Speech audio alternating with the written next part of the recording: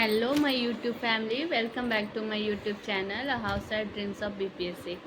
तो आप सभी को पता है कि मैंने 10 डेज़ का चैलेंज लेके रखा है एनसीईआरटी बेस्ड क्लास 6 की इंडियन पॉलिटी का।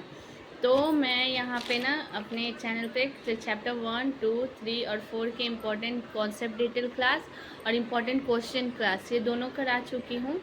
तो अगर आपने नहीं देखा तो मेरे चैनल पे आपको प्लेलिस्ट मिल जाएगा, please you go and watch. और नहीं तो मैं डिस्क्रिप्शन में लिंक दे दूँगी, आप देख लेना। और अभी जो मैं करने वाली हूँ, आज का क्लास मेरा होने वाला है चैप्टर 5 के ऊपर, जो कि जिसका नाम है grass root democracy part 2, local government in rural areas. Panchayati Raj के बारे में आज हम क्लास करने वाले हैं। हमारा चैप्टर 5 होने वाला है। ओके, सो लेट्स गो और हम अपना क्लास शुरू करते हैं बिना टाइम वेस्ट किए। Okay, so let's go. ये है हमारा आज का चैप्टर 5। ये चैप्टर 5 है हमारा, जिसका नाम है grass root democracy part 2, local government in rural areas, Panchayati Raj. तो सबसे पहले हम सब बात करेंगे ग्राम सभा की। तो ग्राम सभा किसे कहते हैं ना, The Gram Sabha is a meeting of all adults who live in the area covered by a panchayat, and this could be only one village or a few villages. तो ग्राम सभा क्या होता है? मीटिंग ऑफ ऑल एडल्ट्स, कोई भी गांव का या आसपास के गांव का या पंचायत के जितने भी बड़े लोग हैं वो सब एक जगह पे मिलते हैं और गांव के कुछ जो प्रॉब्लम्स है, जैसे पानी से रिलेटेड, रोड से रिलेटेड या स्कूल से रिलेटेड, तो वो सब वहाँ पे डिस्कस होती है। ओके, और इसमें कौन पार्ट ले सकते हैं? Anyone who is 18 years old और more and has the right to vote is a member of Gram Sabha. तो ग्राम सभा का मेंबर कौन होता है? 18 साल से ऊपर के सभी लोग मेंबर होते हैं, और जिनके पास वोटर कार्ड है, जिनके पास राइट्स टू वोट है, वही इसके मेंबर्स होते हैं। It plays an important role in keeping an eye in the elected representative in holding them responsible to the people who elected them.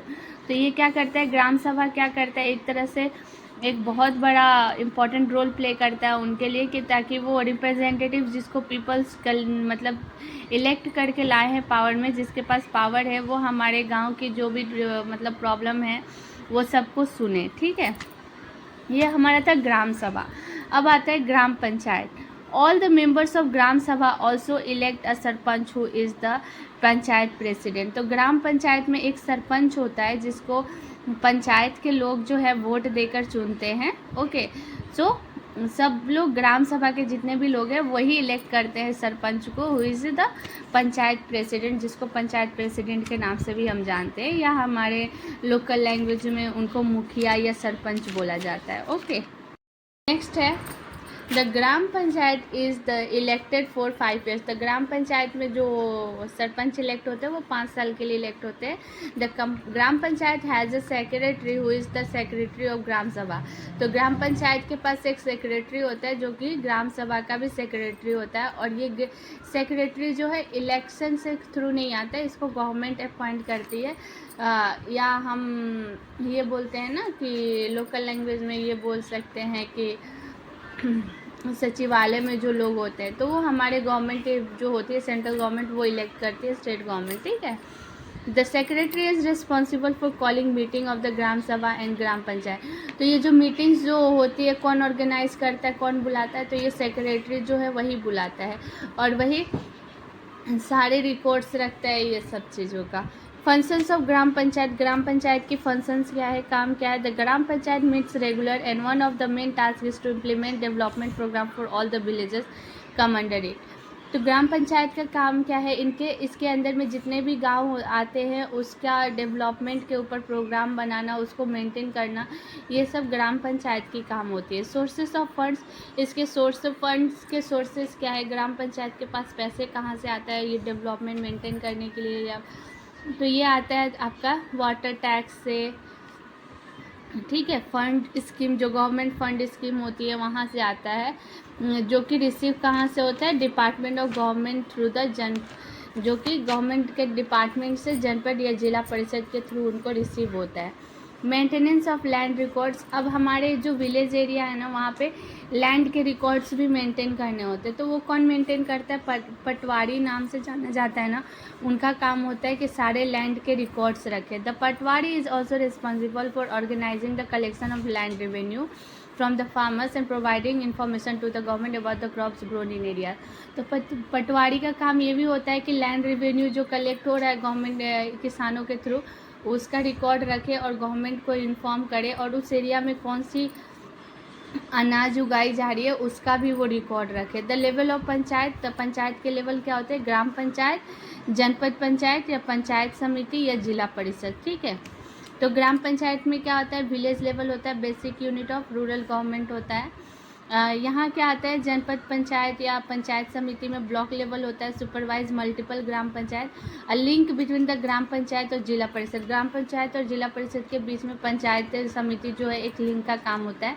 जिला परिषद जो है वो डिस्ट्रिक्ट लेवल का है, ये डेवलपमेंट प्लान्स प्रिपेयर करता है और फंड वगैरह जो होता है वो जो पंचायत समिति और ग्राम पंचायत को डिस्ट्रीब्यूट करता है। Okay, the child friendly panchayat, the child provide opportunity for children to express their ideas and opinion। many states encourage the participation of children in Vat Savas and बाल पंचायत। तो एक होती है, एक इनिशिएटिव लेके चल रही गवर्नमेंट जिसको है चाइल्ड फ्रेंडली पंचायत, जिसमें क्या है बच्चे भी पार्टिसिपेट करते हैं और बच्चे अपने जो प्रॉब्लम है जो भी उनसे पंचायत से रिलेटेड, एरिया से रिलेटेड जो उनको फील होता है वो वहाँ पे बोल सकते हैं और उसको हम बाल सभा या बाल पंचायत के नाम से जानते हैं।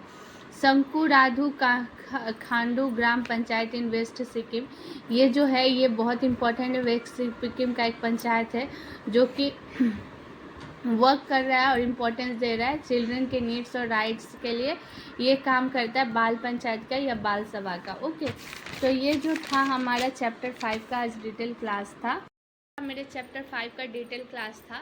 तो इसी के साथ जो है ना मुझे मतलब आई होप सो कि आपको क्लासेस समझ में आ रही होगी। आई नो मैं नोट्स बना के दे रही हूँ, उतने क्लियर नहीं हो रहे होंगे प्लीज़, लेकिन आपको थोड़ा भी समझ में आ रहा है ना तो ट्राई टू अंडरस्टैंड, और आप देखोगे कि आने वाले 10-15 वीडियो के बाद आपको मेरी क्लासेस समझ में आएगी, मेरी स्ट्रैटेजी जो है वो भी आपको समझ में आने लगेगी। और इसी के साथ जो नेक्स्ट वीडियो आने वाला है वो चैप्टर 5 के इम्पोर्टेंट क्वेश्चन के ऊपर आएगा, और इसके साथ जो है चैप्टर 5 ख़त्म हो जाएगा। उसके बाद मैं नेक्स्ट चैप्टर लेकर आऊँगी चैप्टर 6 का, और उसके बाद 7 2 चैप्टर्स और बच्चे हैं।